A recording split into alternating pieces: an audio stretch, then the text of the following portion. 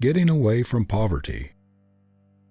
Those who have the misfortune to be rich men's sons are heavily weighted in the race, says Andrew Carnegie. The vast majority of rich men's sons are unable to resist the temptations to which wealth subjects them, and they sink to unworthy lives. It is not from this class that the poor beginner has rivalry to fear.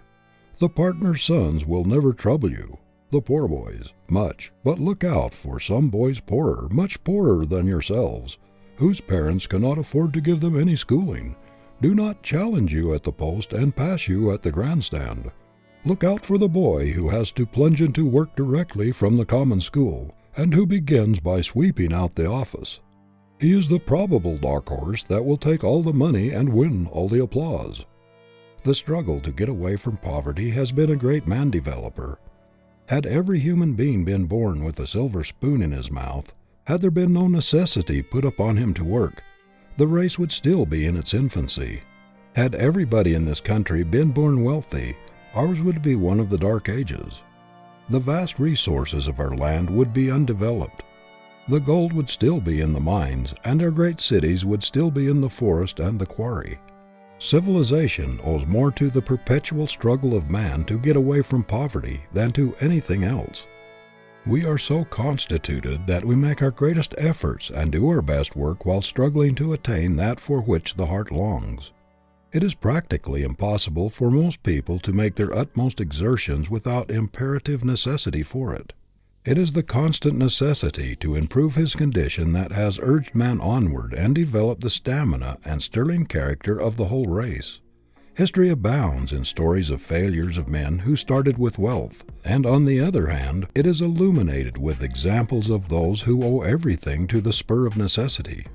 A glance at the history of our own country will show that the vast majority of our successful men in every field were poor boys at the start.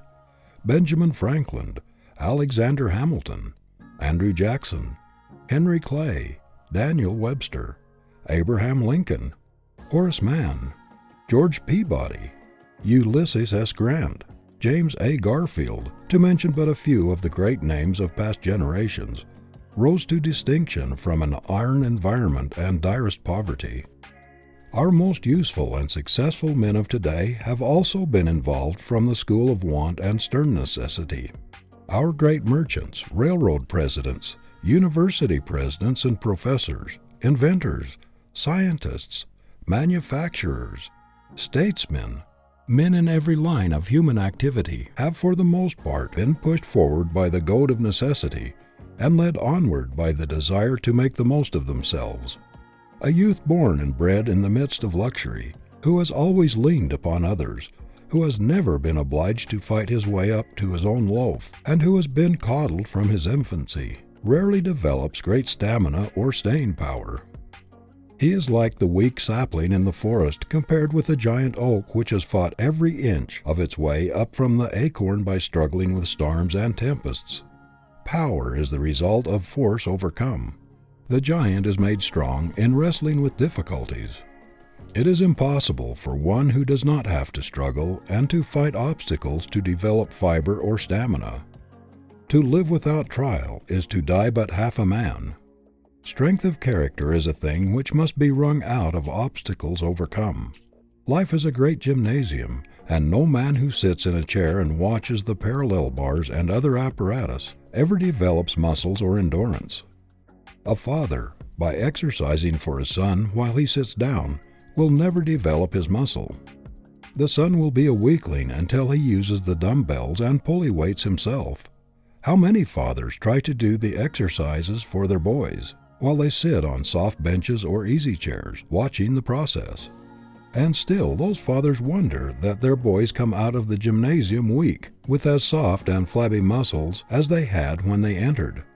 Isn't it strange that so many successful men who take pride in having made themselves, and consider it the most fortunate thing in the world that they were thrown upon their own resources, and were obliged to develop their independence and stamina and self-reliance, should work so hard to keep their children from having the same experience?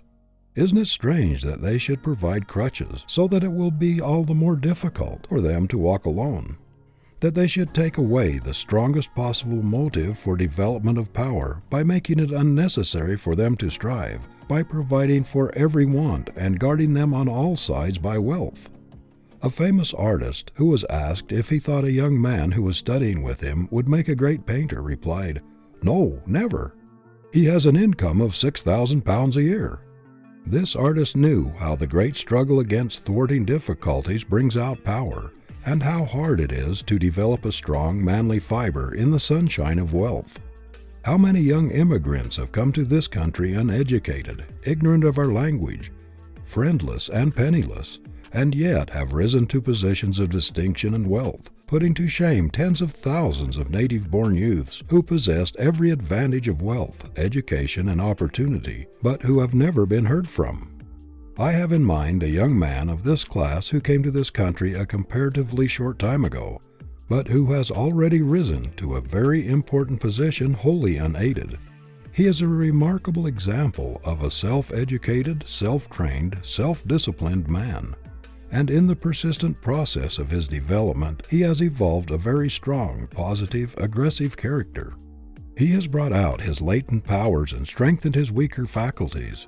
He has pruned out of his mentality and habits those things which would embarrass and hinder his progress, and has gained such a strong momentum that there seems to be scarcely any limits to what he is likely to become. His is an inspiring example of the possibilities of manhood in America, one which explodes all excuses of the poor boy and girl who think they have absolutely no chance to get up in the world. I am no advocate of the blessings of poverty, considered as a finality. Poverty is of no value except as a vantage ground for a starting point. It is only good as the apparatus in the gymnasium, to develop the man. In itself it is a curse, slavery, but it is the great thing to get away from, and it is the getting away from it, if honestly and consciously done, that calls out the man, that develops the human giant. We did not always see at the time that we got incidentally on the way up from poverty was infinitely better and more precious than the thing we were aiming for, a living, a competence, that the development of a strong man in the mighty struggle with necessity was 1,000 times more valuable than the living, the money, or the property gained. Grover Cleveland, who once was a poor clerk at a salary of $50 per year, in speaking of poverty as a developer says, "There is surely no development of mental straits, and no stimulation of the forces of true manhood so thorough and so imperiously effective as those produced by the combination of well-regulated ambition with the healthful rigors of poverty." It is the student who has to struggle hardest to obtain an education that gets the most discipline and good out of it. Boys who are born scholars, and who only need to read a lesson over to know it and to be able to pass an examination upon it, do not derive half so much from their college course as do those who have to fight hard for everything they get. It is not, as a rule, the youth who has a regular income and every want supplied by indulgent parents who make the most of his opportunities at college, but the one who has to work his way through, who has to toil in college and out to make his expenses, or else go without an education.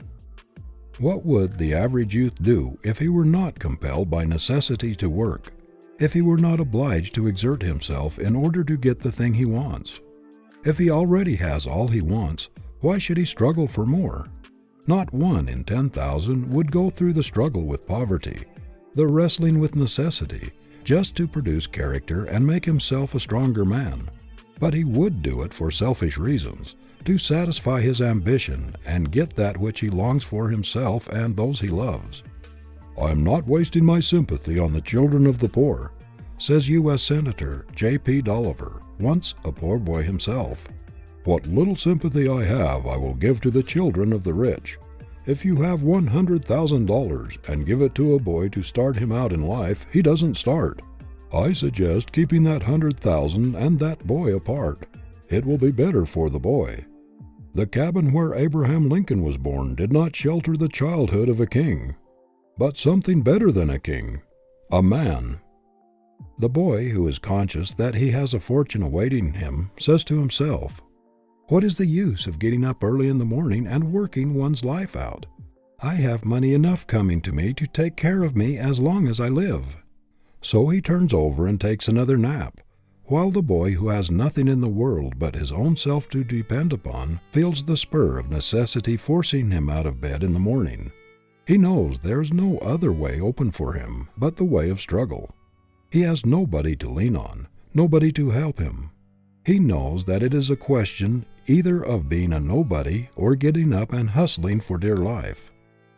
Thus, shrewd nature, in making man get that which he wants most by the way of necessity, brings about her great ends of civilization and character development of the race. The money, the property, the position are small things in comparison with the man she's after. What price will nature not pay for a man? She will put him through the hardest school of discipline and train him for years in the great university of experience in order to perfect her work. The mere money or property the man gets on the way is only incidental. Nature is after the man. She does not care a fig for the money in comparison, but she will pay any price for a human giant.